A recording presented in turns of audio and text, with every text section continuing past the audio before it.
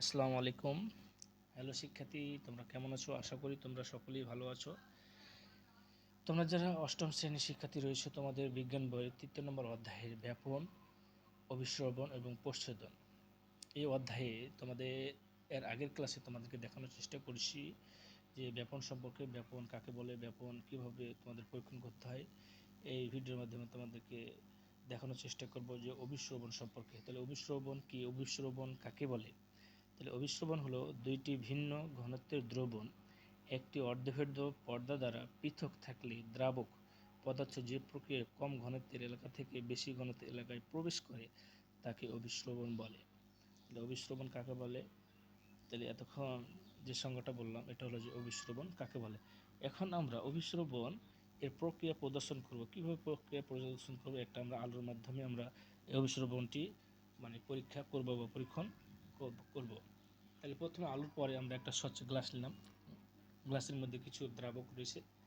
তারপরে আমরা এই গ্লাসের পরে আমরা একটা স্বচ্ছ একটা বাটি নিলাম, বাটির পরে আমরা একটা এখানে দেখতে পাচ্ছি যেখানে লবণ ও চিনি রয়েছে, এক সাইডে লবণ এক সাইডে চিনি।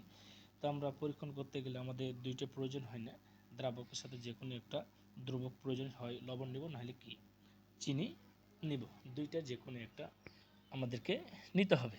তারপর দেখি এর কাজের ধারাগুলো কী কী, কীভাবে আমরা এই অভিস্রবণটা প্রক্রিয়া করব। প্রথমে আলুটির খোসা ছাড়িয়ে নিতে হবে। যে আলুটি আমরা নিয়েছিলাম এই আলুটির খোসা ছাড়িয়ে নিলাম।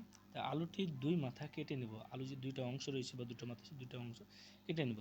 এই এক মাথা গর্ত করে একটি আলুর বাটি তৈরি করব, যেটা আলুটা দেখতে এইরকম হয় বা একটা গোল বাটির মতো দেখা যায়, শুধু মাঝখানটা গর্ত করতে হবে।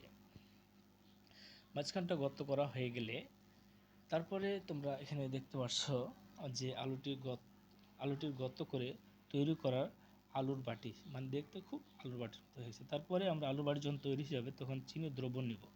চিনি দ্রবণ নেওয়ার পরে আলুর বাটিটিতে কিছু পরিমাণ চিনি দ্রবণ নিই। দ্রবণ নেওয়ার পরে আলুর গর্তের দুই মুখ উপরের দিকে রেখে গ্লাসের পানিতে আলুটি স্থাপন করি। আলুটি স্থাপন করার পরে আলুর গর্তের দুই উপরের দিকে পানিতে রেখে দিলাম। তারপরে মার্কার পেন দিয়ে গ্লাসের পানির উচ্চতা চিহ্নিত করি। তারপরে চিহ্নিত করার পর এই অবস্থায় কয়েক ঘন্টার জন্য আমরা রেখে দেব। কয়েক ঘন্টা রেখে দেওয়ার পরে তো এখানে দেখা যাবে যে পর্যবেক্ষণ কিছু সময় পর আলুর গর্তের ভিতর পানি জমে যাবে। যখনই জমে যাবে তখন আমরা পর্যবেক্ষণটা দেখব কি দাঁড়ায় আর কি।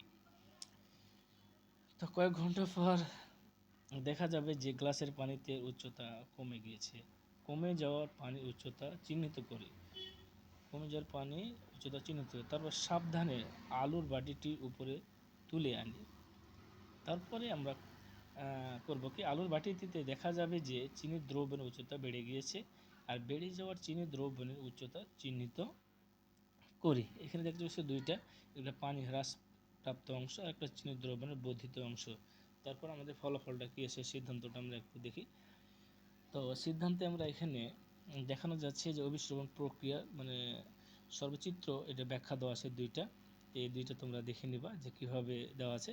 একটা আছে বাম সাইডে আছে যে আলুর কোষের প্রাচীর ফেদ্য, আর একটা আছে আলুর চারিদিকে ছিল পানি এবং ঘতেই ছিল কি চিনির দ্রবণ। তোমরা এটা একটু দেখে নেবে ভালোভাবে।